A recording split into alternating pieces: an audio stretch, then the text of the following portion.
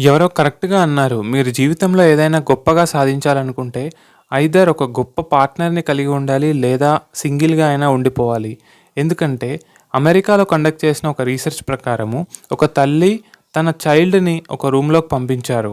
ఆ రూమ్‌లో ఆ పాప ఎన్నో టాయ్స్ ఉండడం చూసి, తల్లిని మరిచిపోయి ఆడుకోవడం మొదలుపెట్టింది. అప్పుడు ఆ రీసెర్చరు తల్లిని బయటికెళ్ళమని చెప్పాడు. కొద్దిసేపటికి రియలైజ్ అయిన ఆ పాప, అరే! నా తల్లి నాతో పాటు లేదు అని చెప్పి ఒక్కసారి భయపడి డోర్ దగ్గరికి వెళ్ళడం ప్రారంభించింది. తల్లి అప్పుడు ఎదురైంది.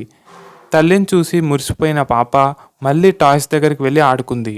దీన్ని బట్టి ఆ రీసెర్చర్ కనుగొన్నదేంటంటే, పాప తనకి సపోర్టింగ్‌గా ఒకరున్నారు, తను ఆధారపడడానికి తన తల్లి తన పక్కనే ఉంది అన్నంతసేపు ఎక్స్‌ప్లోర్ చేయగలిగింది ఆట వస్తువులన్నీ.